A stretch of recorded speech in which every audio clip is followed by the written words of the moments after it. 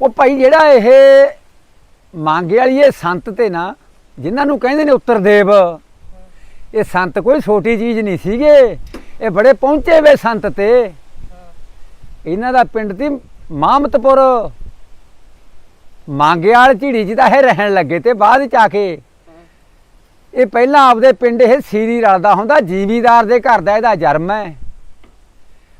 ਇਹ ਸੀਰੀ ਰਲਦਾ ਹੁੰਦਾ, ਜਿਹੜਾ ਇਹਨੂੰ ਹਿੱਸਾ ਆਉਂਦਾ ਸੀ ਨਾ ਦਾਣਾ ਫੱਕਾ, ਤਾਂ ਇਹ ਸਾਰਾ ਦਲਾ ਕੇ ਗਊਆਂ ਨੂੰ ਪਾ ਦਿੰਦਾ, ਦਾਣਾ ਦਲਾ ਕੇ ਖੇਲਾਂ 'ਚ ਗਊਆਂ ਨੂੰ ਘੋਲ ਦਿੰਦਾ, ਸੱਪੜਾਂ 'ਚ ਜਾਨਵਰਾਂ ਨੂੰ ਆਟਾ ਪਾਉਂਦਾ ਗੋਲੀਆਂ ਵੱਟ ਕੇ। ਇਹ ਬਹੁਤ ਦਾਨੀ ਬੰਦਾ ਸੀਗਾ, ਜਿੰਨਾ ਇਹਨੂੰ ਅੰਨ ਪਾਣੀ ਆਇਆ ਕਰੇ ਭਾਈ ਜੀ ਸਾਰਾ ਇਹ ਜਾਨਵਰਾਂ ਨੂੰ, ਇਹ ਦਾਣਾ ਗਊਆਂ ਨੂੰ ਪਾਉਂਦਾ ਹੁੰਦਾ। ਇਹ ਉੱਤਰਦੇਵ ਜੀ, ਇਹ ਉੱਤਰਦੇਵ ਜੀ ਇਹਦਾ ਨਾਂ ਸੀ ਸਰਵਣ। ਇਹ ਉੱਥੇ ਜਦੋਂ ਸੀਰੀ ਰਲਿਆ ਹੁੰਦਾ ਤਾਂ ਇੱਕ ਦਿਨ ਕੀ ਹੋਇਆ, ਕਿਤੇ ਜ਼ਿਮੀਦਾਰ ਕਹਿੰਦਾ ਵੀ ਆਪਾਂ ਬਾੜ ਕਰਨੀ ਹੈ, ਖਿੱਤੀਆਂ ਪੱਟ ਕੇ ਲਿਆਈਏ ਵੱਢ ਕੇ। ਉਹ ਖਿੱਤੀਆਂ ਢੋਣ ਲੱਗੇ ਬਾੜ ਕਰਨ ਨੂੰ, ਜ਼ਿਮੀਦਾਰ ਉਹਨੂੰ ਉਧਰੋਂ ਮੋੜੀਆਂ ਵੱਢੀ ਜਾਵੇ, ਉਹ ਸਲੰਗ ਨਾਲ ਲਿਆਈ ਜਾਵੇ। ਐਸੀ ਮਾਲਕ ਦੀ ਕਿਰਪਾ, ਉਹ ਜਿਹੜੀ ਮੋੜੀਆਂ ਲੈ ਕੇ ਆਉਂਦਾ ਸੀ ਸਿਰ ਤੋਂ ਉਹ ਫੁੱਟ ਉੱਚੀਆਂ ਆਉਣ, ਇਹਦੇ ਲਵੇ ਰੋੜਾ ਲਾ ਦੇ ਬਈ, ਉਹ ਆਪੇ ਉੱਚੀਆਂ ਆਉਣ ਗਿੱਠ ਮੋੜੀਆਂ ਤਾਹਾਂ। ਉਹਨੇ ਨਿਗਾਹ ਮਾਰੀ ਵੀ ਆਹ ਤਾਂ ਕਮਾਲ ਦੀ ਗੱਲ ਹੈ, ਤੇ ਸਿਰ ਨਾਲ ਤਾਂ ਲੱਗਦੀਆਂ ਨਹੀਂ ਮੋੜੀਆਂ। ਚਲੋ ਉਹ ਦੇਖ ਲਿਆ ਉਹਨੇ। ਉਦੋਂ ਬਾਅਦ ਕਿਤੇ ਫਿਰ ਬਾਰਸ ਪੈਣ ਤੋਂ ਪਹਿਲਾਂ ਛੱਪੜ ਪੱਟਦੇ ਹੁੰਦੇ, ਉਹ ਛੱਪੜ ਪੱਟਦੇ ਤੇ ਬੰਦੇ ਟੋਕਰੇ ਢੋਂਦੇ ਤੇ ਬਾਹਰ ਮਿੱਟੀ ਦੇ, ਤਾਂ ਉਹ ਆਪ ਵੀ ਲੱਗਿਆ ਪਿਆ ਉੱਤਰਦੇਵ ਨਾਲ। ਤਾਂ ਜਦੋਂ ਟੋਕਰੇ ਚੱਕ ਚੱਕ ਲਿਆਉਣ ਤਾਂ ਉਹਦੇ ਸਿਰ ਤੋਂ ਟੋਕਰਾ ਉਹ ਵੀ ਗੁੱਠ ਉੱਚਾ ਜਾਵੇ, ਮਿੱਟੀ ਦਾ ਭਰਿਆ ਪਿਆ। ਉਹ ਜ਼ਿਮੀਦਾਰ ਨੇ ਸੋਚਿਆ ਵੀ ਸਾਰਿਆਂ ਦੇ ਸਿਰ ਤੇ ਭਾਰ ਹੈ, ਇਹਦਾ ਟੋਕਰਾ ਉੱਚਾ ਆਉਂਦਾ ਹੈ। ਉਹਨੇ ਆਖਿਆ ਵੀ ਇਹ ਕੋਈ ਐਵੇਂ ਸਧਾਰਨ ਬੰਦਾ ਤਾਂ ਹੈ ਨਹੀਂ, ਇਹ ਤਾਂ ਕੋਈ ਫੱਕਰ ਐਸਾ ਪਹੁੰਚਿਆ ਭਈਆ ਹੈ ਸੀਰੀ ਮੇਰੇ ਨਾਲ। ਫਿਰ ਰਾਤ ਨੂੰ ਬਲਦਾਂ ਕੋਲੇ ਪੈਂਦਾ ਹੁੰਦਾ, ਉੱਥੇ ਉਹ ਬਲਦਾਂ ਦੀਆਂ ਲੱਤਾਂ ਹੀ ਮਲੀ ਜਾਂਦਾ, ਲੱਤਾਂ ਹੀ ਘੁੱਟੀ ਜਾਂਦਾ ਹੁੰਦਾ ਰਾਤ ਨੂੰ। ਉਹ ਵੀ ਜ਼ਿਮੀਦਾਰ ਨੇ ਦੇਖ ਲਿਆ। ਬਸ ਫਿਰ ਕਿਤੇ ਐਸਾ ਹੋਇਆ, ਜਿਹੜੇ ਉਹਦੇ ਸਕੇ ਸਕੇਲੇ ਤੇ ਉਹਨਾਂ ਨੇ ਮੱਥ ਲਿਆ ਵੀ ਜੇ ਆਪਾਂ ਇਹਨੂੰ ਮਾਰ ਦਈਏ, ਇਕੱਲਾ ਜਾਣਾ, ਇਹਦਾ ਘਰ ਇਹਦੀ ਜਾਇਦਾਦ ਤਾਂ ਆਪਾਂ ਨੂੰ ਮਿਲ ਜੂ। ਉਹ ਕਿਤੇ ਬਾਹਰ ਖੇਤ ਪਿਆ ਸੀਗਾ ਦਾਣਿਆਂ ਦੀ ਰਾਖੀ, ਉਹ ਜਿਹੜੇ ਸਕੇ ਤੇ ਉਹ ਕਿਤੇ ਬਾਗੇ ਵੀ ਆਪਾਂ ਉਹਦਾ ਇਕੱਲਾ ਹੀ ਆ, ਉੱਥੇ ਦਾ ਗਲ ਘੁੱਟ ਕੇ ਮਾਰ ਦਿੰਦੇ ਆ। ਉਹ ਜਦੋਂ ਗਾਹਾਂ ਉੱਥੇ ਕੋਲੇ ਰਾਤ ਨੂੰ ਅੱਧੀ ਰਾਤੋਂ ਗਏ, ਉਹਦੀਆਂ ਲੱਤਾਂ ਦੁੰਨੇ ਅੱਡ ਕਰੀਆਂ ਪਈਆਂ ਨੇ ਵੱਢ ਕੇ, ਉਹ ਬਾਹਾਂ ਉਹਦੀਆਂ ਦੁੰਨੇ ਵੱਢ ਕੇ ਅੱਡ ਕਰੀਆਂ ਪਈਆਂ ਨੇ। ਉਹਨਾਂ ਨੇ ਜਦੋਂ ਦੇਖਿਆ ਵੀ ਇਹ ਤਾਂ ਪਹਿਲਾਂ ਹੀ ਵੱਢਿਆ ਪਿਆ, ਉਹ ਡਰਦੇ ਉੱਥੋਂ ਭੱਜਿਆ, ਇਹ ਚੁੱਪ ਕਰ ਗਏ ਵੀ ਇਹ ਤਾਂ ਕੋਈ ਹੋਰ ਹੀ ਵੱਢ ਗਿਆ।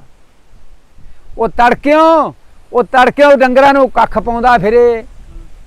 ਜਦੋਂ ਉਹਨਾਂ ਨੇ ਦੇਖਿਆ ਵੀ ਇਹ ਤਾਂ ਕੱਖ ਪਾਉਂਦਾ ਫਿਰਦਾ, ਫਿਰ ਉਹਨਾਂ ਨੇ ਜ਼ਿਮੀਦਾਰ ਨੂੰ ਸਾਰੀ ਗੱਲ ਦੱਸੀ। ਉਹ ਜ਼ਿਮੀਦਾਰ ਫਿਰ ਜਿਹਦੇ ਨਾਲ ਸੀਰੀ ਤੀ ਉਹ ਵੀ ਹੱਥ ਬੰਨ੍ਹ ਕੇ ਖੜ ਗਿਆ, ਕਹਿੰਦਾ ਮਹਾਰਾਜ ਹਿੱਸਾ ਲੈ ਲਈ, ਪਰ ਮਹਾਰਾਜ ਜੀ ਮੈਂ ਤੈਨੂੰ ਸੀਰੀ ਨਹੀਂ ਰੱਖਦਾ, ਤੂੰ ਕੋਈ ਐਵੇਂ ਸਧਾਰਨ ਬੰਦਾ ਨਹੀਂ ਹੈ। ਕਹਿੰਦਾ ਤੂੰ ਤਾਂ ਕੋਈ ਉੱਤਰਦੇਵ ਹੀ ਹੈ। ਉੱਥੋਂ ਫਿਰ ਇਹਦਾ ਨਾਂ ਉੱਤਰਦੇਵ ਰੱਖਤਾ। ਬਸ ਫਿਰ ਉੱਥੋਂ ਭਾਈ ਇਹ ਫਿਰ ਇੱਥੇ ਮੰਗਿਆਲ ਝਿੜੀ 'ਚ ਆ ਗਿਆ ਸੰਤ। ਇੱਥੇ ਆ ਕੇ ਫਿਰ ਇਹ ਤਪੱਸਿਆ ਕਰਨ ਲੱਗ ਗਿਆ। ਜਦੋਂ ਇਹ ਤਪੱਸਿਆ ਕਰਨ ਲੱਗ ਗਿਆ ਤਾਂ ਮੇਰਾ ਤਾਇਆ ਸੀ ਇੱਥੋਂ ਮਿਲਖਾ ਰਾਮ, ਉਹ ਵੀ ਇਹਦੀ ਫਿਰ ਜਾ ਕੇ ਸੇਵਾ ਕਰਨ ਲੱਗ ਗਿਆ। ਉਹ ਪੱਕਾ ਉਹਦੇ ਨਾਲ ਰਹਿਣ ਲੱਗ ਗਿਆ, ਧੂਈਆਂ ਤਪਾਇਆ ਕਰੇ, ਜਲ ਧਾਰੇ ਕਰਾਇਆ ਕਰੇ, ਉਹ ਸੰਤਾਂ ਦੇ ਚੱਤੋ ਪਹਿਰ ਕੋਲੇ ਰਿਹਾ ਕਰੇ, ਪੱਕਾ ਸੇਵਕ ਬਣ ਗਿਆ। ਤਾਂ ਉਦੋਂ ਮਗਰੋਂ ਕੀ ਹੋਇਆ, ਮੇਰੇ ਮਗਰ ਤਾਏ ਹੋਰ ਵੀ ਤੇ ਦੋ, ਇੱਕ ਮੇਰਾ ਪਿਓ ਤੀ, ਉਹ ਭਾਈ ਮਗਰ ਕੰਮ ਕਰਦੇ ਤੇ ਇਹ ਸੰਤਾਂ ਕੋਲੇ ਰਹਿੰਦਾ ਹੁੰਦਾ, ਸੇਵਾ ਕਰਦਾ ਤੀ। ਤਾਂ ਕਰਮਗੜ੍ਹ ਨਗਰ ਦੇ ਸਿਆਣੇ ਸਿਆਣੇ ਲੋਕ ਕਹਿਣ ਲੱਗੇ ਪੰਡਿਤ ਜੀ ਕਿਤੇ ਸੰਤਾਂ ਨੂੰ ਆਪਣੇ ਪਿੰਡ ਲੈ ਕੇ ਆਓ। ਕਹਿੰਦਾ ਭਾਈ ਲੈ ਆਵਾਂਗੇ। ਉਹ ਕਿਤੇ 5-7 ਦਿਨ ਮਗਰੋਂ ਮੇਰਾ ਤਾਇਆ ਕਿਤੇ ਪਿੰਡ ਗੇੜਾ ਮਾਰਨ ਆਉਂਦਾ ਹੁੰਦਾ, ਉਹਦੇ ਨਗਰ ਵਾਲੇ ਕਹਿੰਦੇ ਵੀ ਇਹਨੂੰ ਨਗਰ 'ਚ ਲੈ ਕੇ ਆਓ ਕਰਮਗੜ੍ਹ 'ਚ। ਕਹਿੰਦਾ ਭਾਈ ਆਖੋ ਮੈਂ ਲੈ ਆਊਂ। ਉਹ ਕਹਿੰਦੇ ਜੀ ਕੱਲ੍ਹ ਨੂੰ ਲੈ ਕੇ ਆਓ। ਫਿਰ ਹਾੜ ਦਾ ਮਹੀਨਾ ਸੀ। ਕਹਿੰਦਾ ਜੀ ਕੱਲ੍ਹ ਨੂੰ ਆ ਜਾਓ ਸਾਡੇ ਕੋਲੇ, ਤੁਸੀਂ ਇੱਥੇ ਪਿਛਲੇ ਪਹਿਰੋਂ। ਕਹਿੰਦਾ ਮੈਂ ਕੱਲ੍ਹ ਨੂੰ ਲੈ ਕੇ ਆਊਂਗਾ। ਫਿਰ ਉਹ ਤਾਂ ਭਾਈ ਦੂਜੀ ਲੋਕਾਂ ਨੇ ਤਿਆਰੀ ਕਰੀ, ਪੱਟੀਆਂ ਵਸਾ ਕੇ ਦਰਵਾਜ਼ਾ ਦੀ ਬੁੜਿਆਂ ਦਾ ਲਟੈਣਾ ਤੇ ਪਾਇਆ ਹੋਇਆ ਵੀ ਸੰਤ ਆਉਣਗੇ। ਉਧਰੋਂ ਭਾਈ ਮੇਰਾ ਤਾਇਆ ਫਿਰ ਉਹਨੂੰ ਮਿਲਖਾ ਰਾਮ ਲੈ ਕੇ ਕਰਮਗੜ੍ਹ ਨਗਰ ਆ ਗਿਆ। ਬਹੁਤ ਇਕੱਠ ਹੋਇਆ ਪਿਆ ਕਰਮਗੜ੍ਹ ਦੇ ਵਿੱਚ ਨਗਰ ਦਾ। ਉੱਥੇ ਆ ਕੇ ਭਾਈ ਉਹਨਾਂ ਨੇ ਫਿਰ ਦਰਵਾਜ਼ੇ ਦੇ ਵਿੱਚ ਸਤਸੰਗ ਲਾਇਆ, ਬੜੀਆਂ ਗੱਲਾਂ ਕਰੀਆਂ ਨਗਰ ਨਾਲ, ਬਹੁਤ ਕੁਛ ਕਰਿਆ।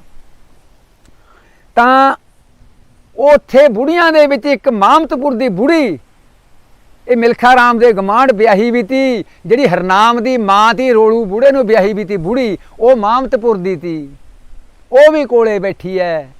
ਉਹ ਕਿਤੇ ਉਹਨੂੰ ਕਹਿੰਦੀ ਬਾਬਾ ਜੀ ਆ ਪੰਡਤਾਂ ਦੇ ਲੜਕੇ ਨੇ ਇਹ 3-4, ਸਾਦੀ ਕਿਸੇ ਦੀ ਹੋਈ ਨਹੀਂ, ਕੋਈ ਬਚਨ ਕਰ ਦਿਓ। ਜਿਹੜਾ ਸਾਡਾ ਇਹ ਪਿੰਡ ਸੀ ਨਾ ਕਰਮਗੜ੍ਹ, ਇਹ ਭਾਈ ਸਰਦਾਰਾਂ ਦਾ ਪਿੰਡ ਸੀ, ਸਾਡੇ ਰਿਸ਼ਤਾ ਨਹੀਂ ਤੀ ਹੁੰਦਾ ਛੇਤੀ। ਸੰਤ ਕਹਿੰਦੇ ਭਾਈ ਕੋਈ ਗੱਲ ਨਹੀਂ। ਸੰਤਾਂ ਨੇ ਫਿਰ ਸ਼ਬਦ ਲਾਤਾ, ਉੱਥੇ ਬੈਠਿਆਂ ਨੇ ਸ਼ਬਦ ਲਾ ਕੇ ਫਿਰ ਤੋੜਾ ਝਾੜਿਆ। ਕਹਿੰਦਾ ਜਾਵੇ ਨਾ ਬਚਨ ਝੂਠਾ, ਅੱਜ ਘਰ ਮਿਲਖੇ ਦੇ ਲਾ ਦੇ ਗੁਰੂ ਜੀ ਇੱਕ ਬੂਟਾ। ਇੱਕ ਬਈ ਬਚਨ ਕਰਤਾ, ਇੱਕ ਕਹਿਤਾ ਬਚਨ ਕਰਤਾ। ਉਦੋਂ ਮਗਰੋਂ ਫਿਰ ਸੰਤ ਬੋਲਦੇ ਆ ਉੱਤਰਜੀਵ ਜੀ, ਉੱਤਰਦੇਵ ਜੀ ਕਹਿੰਦਾ ਭਾਈ ਕਰਮਗੜ੍ਹ ਨਗਰਾ ਮੈਨੂੰ ਸੱਦਤਾ ਲਿਆ, ਮੇਰਾ ਟੱਬਰ ਬਹੁਤ ਵੱਡਾ ਹੈ, 101 ਕੜਾਹਾ ਜੱਗ ਦਾ ਕਰੋ, ਮੇਰਾ ਟੱਬਰ ਤਾਂ ਫੇਰ ਰੱਜੂ। ਇਹ ਜਿਹੜਾ ਨਗਰ ਸੀਗਾ ਇਹ ਸਰਦਾਰਾਂ ਦਾ ਤੰਗ ਕਰਿਆ ਹੋਇਆ ਸੀਗਾ ਭਾਈ, ਕਿਸੇ 'ਚ ਗੁੰਜਾਇਸ਼ ਨਹੀਂ ਸੀ। ਉਹ ਜਿਹੜੇ ਲੋਕ ਖੜੇ ਤੇ ਕਿਸੇ ਨੇ ਹੰਗਾਰਾ ਨਾ ਭਰਿਆ। ਉਹ ਕਿਉਂ ਨਾ ਭਰਿਆ ਵੀ ਜੇ ਮੈਂ ਬੋਲ ਪਿਆ ਤਾਂ ਕਿਤੇ ਮੈਨੂੰ ਨਾ ਇਕੱਲੇ ਨੂੰ ਕਰਨਾ ਪੈ ਜੇ। ਉਹ ਕੋਈ ਬੋਲਿਆ ਨਾ, ਕਿਸੇ ਨੇ ਹੰਗਾਰਾ ਨਾ ਭਰਿਆ ਵੀ ਹਾਂ ਜੱਗ ਕਰਾਂਗੇ। ਉਹ ਜੇ ਕਿਤੇ ਹੰਗਾਰਾ ਭਰ ਦਿੰਦੇ ਜੱਗ ਤਾਂ ਸੰਤਾਂ ਨੇ ਆਪ ਹੀ ਕਰ ਦੇਣਾ ਤੀ। ਉਹ ਤਾਂ ਇੱਕ ਉਹਨਾਂ ਤੋਂ ਕਹਾ ਰਿਹਾ ਸੀ, ਲੋਕ ਡਰਦੇ ਬੋਲੇ ਨਾ। ਉਹ ਭਾਈ ਜਦੋਂ ਨਾ ਬੋਲੇ, ਉਹ ਕਹਿੰਦਾ ਹਾਂ ਬਈ ਬੋਲ ਕਰਮਗੜ੍ਹ ਨਗਰਾ 101 ਕੜਾਹਾ ਜੱਗ ਦਾ ਕਰੋਗੇ। ਉਹ ਕੋਈ ਬੋਲਿਆ ਨਾ। ਉਹ ਜਿਹੜੀ ਬੁੜੀ ਬੈਠੀ ਸੀ ਮਾਮਤਪੁਰ ਵਾਲੀ, ਹਰਨਾਮ ਢਾਲੀਵਾਲ ਦੀ ਮਾਂ, ਉਹਨੂੰ ਕਹਿੰਦਾ ਭਾਈ ਬੀਬੀ ਆ ਟੂਮਾ ਮੈਨੂੰ ਫੜਾ ਲਾ ਕੇ ਸਾਰੀਆਂ, ਕੁਛ ਰੁਪਈਏ ਮੈਂ ਪਾਉਣਾ, ਆਪਾਂ ਦੋਨੇ ਭੈਣ ਭਾਈ ਜੱਗ ਕਰ ਦਿੰਨੇ ਆ। ਉਹ ਬੁੜੀ ਨੇ ਵੀ ਹੱਸ ਕੇ ਟਾਲਤਾ, ਟੂਮ ਉਹਨੇ ਬਿਨਾਂ ਕੋਈ ਲਾ ਕੇ ਫੜਾਈ। ਜੇ ਕਿਤੇ ਉਹ ਲਾਹੁਣ ਲੱਗ ਜਾਂਦੀ ਟੂਮ ਉਹਨੇ ਲੈਣੀ ਨਹੀਂ ਸੀ, ਉਹ ਤਾਂ ਜੈ ਜੈਕਾਰਾਂ ਹੋ ਜਾਂਦੀਆਂ। ਹੱਸ ਕੇ ਉਹਨੇ ਟਾਲਤਾ, ਟੂਮ ਭਾਈ ਬੁੜੀ ਵੀ ਨੇ ਨਾ ਦਿੱਤੀ। ਫਿਰ ਸੰਤ ਇਸ ਗੱਲ ਤੇ ਨਾਰਾਜ਼ ਹੋ ਗਏ ਵੀ ਮੇਰੀ ਗੱਲ ਕੋਈ ਵੀ ਨਹੀਂ ਮੰਨ ਰਿਹਾ। ਕਹਿੰਦਾ ਬਾਓ ਭਾਈ ਕੱਲਰ ਪਿੰਡਾ ਕੁਛ ਵੀ ਨਹੀਂ ਕਰ ਸਕਦਾ। ਉਹ ਕੱਲਰ ਪਿੰਡ ਕਹਿਤਾ। ਉਹ ਕੱਲਰ ਪਿੰਡ ਕਹਿਣ ਨਾਲ ਜਿੰਨੇ ਵੀ ਕਰਮਗੜ੍ਹ ਦੇ ਵਿੱਚ ਖੂਹ ਤੇ ਨਲਕੇ ਲੱਗੇ ਵੇ ਤੇ ਪੰਪ ਲੱਗੇ ਵੇ ਤੇ ਉਸ ਪੱਤਣ ਦਾ ਪਾਣੀ ਸਾਰਾ ਖਾਰਾ ਹੋ ਗਿਆ। ਬੁੜੀਆਂ ਪਾਣੀ ਪੀਣ ਨੂੰ ਫਿਰ ਫਿਰਨੀ ਤੋਂ ਬਾਹਰ ਜਿੰਨੇ ਪੰਪ ਤੇ ਉੱਥੋਂ ਲੈ ਕੇ ਆਉਂਦੀਆਂ ਹੁੰਦੀਆਂ ਪੀਣ ਵਾਲੀਆਂ, ਨਗਰ ਦੇ ਪੰਪਾਂ ਦਾ ਸਾਰਾ ਪਾਣੀ ਖਾਰਾ ਹੋ ਗਿਆ, ਪੀਣ ਦੇ ਲਾਇਕ ਨਾ ਰਿਹਾ। ਜਿਹੜੀਆਂ ਸਿਆਣੀਆਂ ਬੁੜੀਆਂ ਬੈਠੀਆਂ ਨੇ, ਸਿਆਣੇ ਬੰਦੇ ਬੈਠੇ ਨੇ, ਹਜੇ ਵੀ ਉਹਨਾਂ ਨੂੰ ਪਤਾ ਹੋਊ ਵੀ ਸਾਰਾ ਫਿਰਨੀਓ ਬਾਹਰ ਪਾਣੀ ਆਉਂਦਾ ਹੁੰਦਾ ਨਗਰ 'ਚ ਪੀਣ ਵਾਸਤੇ। ਬੁੜੀਆਂ ਪਾਣੀ ਬਾਹਰੋਂ ਢੋਂਦੀਆਂ ਹੁੰਦੀਆਂ। ਵਿਆਹ ਸ਼ਾਦੀ ਨੂੰ ਮਹਿਰੇ ਬਹਿੰਗੀਆਂ ਨਾ ਢੋਂਦੇ ਹੁੰਦੇ। ਉਹ ਪਿੰਡ ਦਾ ਪਾਣੀ ਪੀਣ ਵਾਲਾ ਨਹੀਂ ਰਿਹਾ, ਉਹ ਸੰਤਾਂ ਦੇ ਬਚਨ ਕਰਨ ਨਾਲ ਖਾਰਾ ਹੋ ਗਿਆ। ਫਿਰ ਉੱਥੇ ਇੱਕ ਨੰਦ ਬਾਣੀਆ ਸੀਗਾ, ਨੰਦਮੱਲ ਬਾਣੀਆ ਕਰਮਗੜ੍ਹ, ਉਹ ਵੀ ਉੱਥੇ ਜਾਂਦਾ ਆਉਂਦਾ ਸੀਗਾ। ਉਹ ਮੰਗੇ ਵਾਲ ਵਿਆਹਿਆ ਵੈ ਤੀ ਨੰਦ ਬਾਣੀਆ। ਉਹ ਕਹਿੰਦਾ ਭਾਈ ਆਪਾਂ ਰਾਤ ਨੂੰ ਨੰਦਮੱਲ ਦੇ ਕੋਠੇ ਤੇ ਪਵਾਂਗੇ। ਆਥਣ ਹੋ ਗਿਆ, ਫਿਰ ਉਹ ਨੰਦਮੱਲ ਦੇ ਘਰੇ ਚਲੇ ਗਏ ਸੰਤ, ਨਾਲ ਬਾਗੇ 5-4 ਬੰਦੇ ਹੋਰ। ਕੋਠੇ ਤੇ ਫਿਰ ਆਸਣ ਲਾਤਾ ਸੰਤਾਂ ਦਾ। ਕੌਣ ਕੌਣ ਪਏ ਉਹਦੇ ਕੋਲੇ? ਰੂੜਾ ਸਿੱਖ, ਮਕੰਦਾ ਚਾਹਲ, ਮਿਲਖਾ ਰਾਮ ਪੰਡਤ। ਉਹ ਉੱਥੇ ਪੈ ਗਏ ਭੁੰਜੇ ਆਸਣ ਲਾ ਕੇ ਕੋਠੇ ਤੇ। ਜਦੋਂ ਵੱਜ ਗਏ ਤੜਕੇ ਦੇ 4, ਉੱਤਰਦੇਵ ਜੀ ਕਹਿਣ ਲੱਗਿਆ ਜਾਓ ਭਾਈ 4 ਵੱਜ ਗਏ, ਹੁਣ ਤੁਸੀਂ ਜਾਓ ਘਰ ਨੂੰ। ਉਹ ਤਿੰਨੇ ਜਾਣੇ ਉਹਨਾਂ ਦੀ ਪੌੜੀ ਉਤਰੇ, ਲੱਕੜ ਦੀ ਪੌੜੀ ਲੱਗੀ ਤੀ ਲਾਲਿਆਂ ਦੇ। ਉਹ ਪੌੜੀ ਉਤਰ ਕੇ ਆਪੋ ਆਪਣੇ ਘਰੀ ਬਾਗੇ। ਉਹ ਲਾਲੇ ਥੱਲੇ ਡੀਕੀ ਜਾਂਦੇ ਨੇ ਵੀ ਸੰਤ ਆਉਣਗੇ, ਪਰ ਸੰਤ ਉਹ ਪੌੜੀ ਨਹੀਂ ਉਤਰੇ। ਉਹਨਾਂ ਭਗਤਾਂ ਦਾ ਕੋਈ ਪਤਾ ਨਹੀਂ ਲੱਗਿਆ ਵੀ ਉਹ ਕਿੱਥੋਂ ਦੀ ਚਲੇ ਗਏ। ਉਦੋਂ ਮਗਰੋਂ ਜਦੋਂ ਉਹਨਾਂ ਨੇ ਕੋਠੇ ਤੇ ਦੇਖਿਆ, ਉੱਥੇ ਉਹ ਵਸਾਉਣਾ ਇਕੱਲਾ ਪਿਆ ਤੇ ਸੰਤ ਉੱਥੇ ਹੈ ਨਾ, ਚਲੇ ਗਏ। ਉਹਦਾ ਕੋਈ ਪਤਾ ਨਹੀਂ ਲੱਗਿਆ ਕਿੱਧਰ ਨੂੰ ਚਲੇ ਗਏ। ਉਹ ਜਿਹੜਾ ਉਹਨਾਂ ਨੇ ਬਾਕ ਕਰਿਆ ਸੀ ਨਾ ਸਾਡੇ ਘਰੇ ਬੈਠ ਕੇ ਮਿਲਖਾ ਰਾਮ ਦੇ ਵੀ ਲਾ ਦਿਓ ਇੱਕ ਬੂਟਾ, ਫਿਰ ਇੱਕ ਬੂਟਾ ਲਾਉਣ ਨਾਲ ਕਹਿਣ ਨਾਲ ਫਿਰ ਉਹਨਾਂ ਦੇ ਵਿੱਚੋਂ ਮੇਰੇ ਪਿਓ ਦੀ ਸ਼ਾਦੀ ਹੋਈ ਇਕੱਲੇ ਦੀ। ਉਹ ਮੇਰੇ ਜਦੋਂ ਪਿਓ ਦੀ ਸ਼ਾਦੀ ਹੋਈ ਫਿਰ ਸਾਡਾ ਜਨਮ ਹੋਇਆ। ਅਸੀਂ 3-4 ਭੈਣ ਭਾਈ ਤੇ ਸਾਡਾ ਛੋਟੇ ਛੋਟਿਆਂ ਦਾ ਪਿਓ ਮਰ ਗਿਆ। ਉਹ ਜਦੋਂ ਸਾਡਾ ਪਿਓ ਗੁਜ਼ਰ ਗਿਆ ਉਹ ਜਿਹੜੇ ਸਿਆਣੇ ਬੰਦੇ ਤੇ ਨਗਰ ਦੇ ਵਿੱਚ ਉਹ ਕਹਿਣ ਲੱਗੇ ਵੀ ਇਹ ਬੱਚਿਆਂ ਨੂੰ ਕੌਣ ਪਾਲੂ, ਆਪਾਂ ਸੰਤਾਂ ਤੋਂ ਆਗਿਆ ਲੈ ਕੇ ਹੁਣ ਮੰਗੇ ਵਾਲੋਂ ਆਪਾਂ ਸੰਤਾਂ ਤੋਂ ਮਿਲਖਾ ਰਾਮ ਨੂੰ ਲੈ ਕੇ ਆਈਏ। ਫਿਰ ਉੱਥੇ ਚਲੇ ਗਏ ਦੋ ਤਿੰਨ ਬੰਦੇ, ਕਰਤਾਰਾ ਸਿੰਘ ਚੌਹਾਨਕਿਆਂ ਵਾਲਾ, ਰੋਲੂ ਢਾਲੀਵਾਲ, ਮਕੰਦਾ ਚਾਹਲ, ਇਹ ਚਲੇ ਗਏ ਬਾਬਿਆਂ ਕੋਲੇ। ਕਹਿੰਦੇ ਮਹਾਰਾਜ ਜੀ ਸਾਨੂੰ ਹੁਣ ਆਗਿਆ ਦਿਓ, ਇਹਦਾ ਭਰਾ ਗੁਜ਼ਰ ਗਿਆ, ਬੱਚੇ ਨੇ ਛੋਟੇ ਛੋਟੇ, ਉਹਨਾਂ ਨੂੰ ਕੌਣ ਪਾਲੂਗਾ। ਉਹ ਕਹਿੰਦਾ ਚੰਗਾ ਭਾਈ ਮਿਲਖਾ ਰਾਮ, ਤੇਰੀ ਭਗਤੀ ਤੇਰੀ ਸੇਵਾ ਮਨਜ਼ੂਰ ਹੋ ਗਈ, ਹੁਣ ਤੂੰ ਬੱਚੇ ਪਾਲ, ਪਰ ਮੈਨੂੰ ਮਹੀਨੇ 20 ਦਿਨ ਦੇ ਵਿੱਚ ਮਿਲ ਕੇ ਜ਼ਰੂਰ ਜਾਇਆ ਕਰ। ਉਹ ਫਿਰ ਮੇਰੇ ਤਾਈ ਨੂੰ ਜਦੋਂ ਲੈ ਆਏ ਫਿਰ ਅਸੀਂ ਉਹਨੇ ਪਾਲੇ। ਉਹ ਜਦੋਂ ਪਾਲੇ ਭਾਈ ਬਾਬਾ ਡਾਰ ਹੋ ਗਿਆ ਮੈਂ, ਫਿਰ ਮੈਨੂੰ ਹਲ ਸਿਖਿਆ ਤਾਂ ਮੈਂ ਤਾਂ ਲੱਗ ਗਿਆ ਹਲ ਵਾਹੁਣ। ਮੇਰਾ ਤਾਇਆ ਫਿਰ ਮਿਲਖਾ ਰਾਮ ਮੈਸਾਂ ਚਾਰਿਆ ਕਰੇ। ਉਹ ਜਦੋਂ ਮੈਸਾਂ ਚਾਰਿਆ ਕਰੇ ਖੇਤ, ਤਾਂ ਮੈਂ ਫਿਰ ਇੱਕ ਸੀਰੀ ਰੱਖਣ ਲੱਗ ਗਿਆ ਨਾਲ।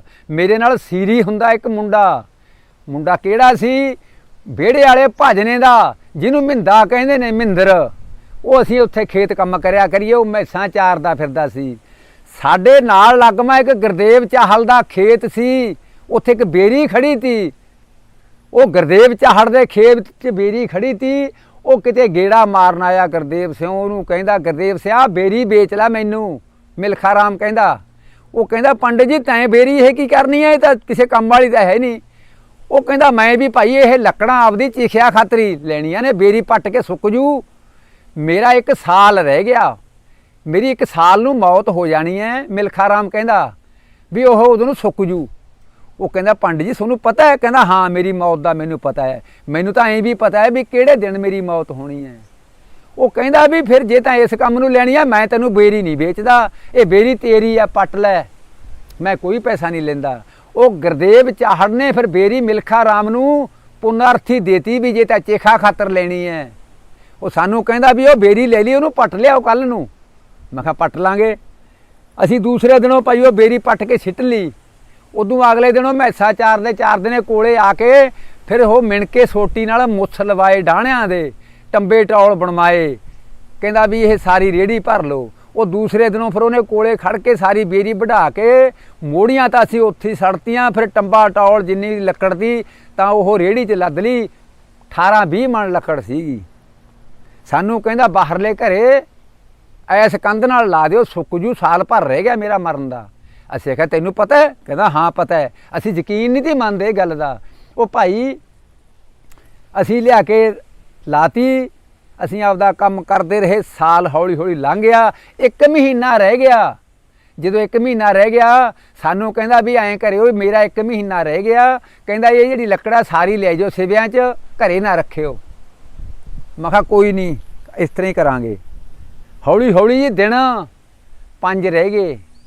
ਮੇਰੀ ਮਾਂ ਨੂੰ ਕਹਿੰਦਾ ਐਂ ਘਰ, ਕਹਿੰਦਾ ਬਨਾਲੇ ਵਾਲੀਏ ਇੱਕ ਦਿਨ ਕਹਿੰਦਾ ਮੈਨੂੰ ਨਾ ਪੰਜੀਰੀ ਕਰਕੇ ਦੇ ਮੱਕੀ ਦੇ ਆਟੇ ਦੀ। ਕਹਿੰਦਾ ਮੇਰੇ ਦਿਨ 5 ਹੀ ਰਹਿ ਗਏ।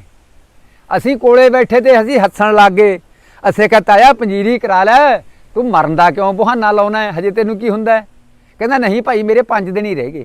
ਮੇਰੀ ਮਾਂ ਨੇ ਭਾਈ ਉਹਨੂੰ ਸੇਰ ਆਟੇ ਦੀ ਪੰਜੀਰੀ ਕਰਤੀ। ਭਾਈ ਉਹਨੂੰ ਪੰਜੀਰੀ ਉਹ 5-4 ਦਿਨ ਖਾਧੀ। ਪਰ ਤੂੰ ਗੱਲ ਮੁੱਕਦੀ ਕਰ, ਫਿਰ 1 ਦਿਨ ਰਹਿ ਗਿਆ। ਜਿੱਦੇ 1 ਦਿਨ ਰਹਿ ਗਿਆ ਅਸੀਂ ਉਹਨੂੰ ਹੱਸਣ ਲੱਗ ਗਏ। ਤਾਇਆ ਮੈਸਾਂ ਛੱਡ, ਫਿਰ ਕੱਲ੍ਹ ਨੂੰ ਤਾਂ ਤੈਂ ਮਰ ਜਾਣਾ। ਕਹਿੰਦਾ ਕੋਈ ਨਹੀਂ ਭਾਈ ਛੱਡਾਂਗੇ। ਮੈਸਾਂ ਛੱਡ ਲੀਆਂ, ਖੇਤ ਆ ਗਏ। ਖੇਤ ਅਸੀਂ ਚਾਹ ਬਣਾਈ ਦੁਪਹਿਰਿਓਂ, ਅਸੀਂ ਉਹਦੇ ਨਾਲ ਗੱਲਾਂ ਫੇਰ ਕਰਨ ਲੱਗ ਗਏ। ਅਸੀਂ ਕਿਹਾ ਤਾਇਆ ਜੀ ਫਿਰ ਕੱਲ੍ਹ ਨੂੰ ਮੈਸਾਂ ਲੈ ਕੇ ਆਵੇਂਗਾ ਕਿ ਮਰੇਗਾ? ਕਹਿੰਦਾ ਭਾਈ ਕੱਲ੍ਹ ਨੂੰ ਨਹੀਂ ਆਉਂਦੀਆਂ, ਬਸ ਅੱਜ ਦਾ ਦਿਨ ਹੀ ਹੈ। ਉਹਨੂੰ ਬਿਲਕੁਲ ਪਤਾ ਸੀ। ਉਹ ਭਾਈ ਆਥਣ ਹੋ ਗਿਆ, ਪਿੰਡ ਬਾਗੇ। ਜਦੋਂ ਪਿੰਡ ਗਏ ਤਾਂ ਅਸੀਂ ਆਖਿਆ ਵੀ ਦਿਨ ਤਾਂ ਸਿਪ ਗਿਆ, ਤੂੰ ਤਾਂ ਕਹਿੰਦੀ ਮੇਰਾ ਅੱਜ ਦਾ ਦਿਨ ਹੀ ਹੈ। ਕਹਿੰਦਾ ਭਾਈ ਬਸ ਇਹ ਤਾਂ ਕਾਲ ਪੁਰਖ ਨੂੰ ਹੀ ਪਤਾ ਹੈ। ਕਹਿੰਦਾ ਤੁਸੀਂ ਇਸ ਗੱਲ ਤੋਂ ਕੀ ਲੈਣਾ ਹੈ? ਅਸੀਂ ਗੱਲ ਦਾ ਮਜ਼ਾਕ ਮੰਨਦੇ ਤੇ ਅਸੀਂ ਸਮਝਦੇ ਨਹੀਂ ਤੇ ਇਹ ਗੱਲ ਨੂੰ ਵੀ ਇਸ ਗੱਲ ਸੱਚੀ ਹੈ। ਭਾਈ ਜਦੋਂ ਰਾਤ ਦੇ 8 ਵੱਜ ਗਏ, ਉਦੋਂ ਮਹੀਨਾ ਦੀ ਸਿਆਲ ਦਾ, ਤਾਂ ਉਹ ਆਪਦਾ ਲੀੜਾ ਕੱਪੜਾ ਵਿਛਾ ਕੇ ਆਪੇ ਪਿਆ, ਰੋਟੀ ਵੀ ਖਾਧੀ, 9 ਬਰ 9 ਕੋਈ ਗੱਲਬਾਤ ਨਾ।